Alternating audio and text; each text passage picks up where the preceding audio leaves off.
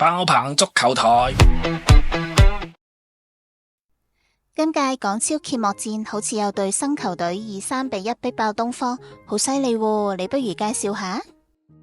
你講緊嘅係至尊沙田，東方嘅大狗保優先入12碼，但至尊沙田響41歲嘅林家偉帶領下，先靠祖迪艾發放冷箭，占士史角門前保中，仲有林學熙嘅撞入，連追3球反給3-1，揭幕戰就吸引咗3300人入場，創咗近4季揭幕戰最高入場人數紀錄啊！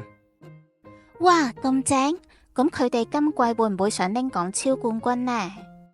至尊沙田嘅主帥郭 Sir 同埋黃老闆都好清醒，話今季最緊要係護級，證明只要肯搏命、有熱血，小球隊都可以寫低屬於香港嘅奇蹟故事。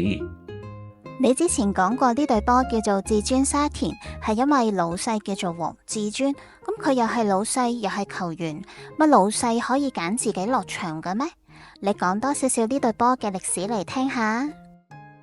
首先，黃老闆第一場係冇落過場，但又喺後備名單。而至尊沙田呢隊波係其實由星斑馬至尊足球會同埋地區球會沙田體育會合拼而成。黃老闆賽後就話啦，球隊贏波最重要，佢會以身作則，就算冇得落場都喺場邊全力打氣。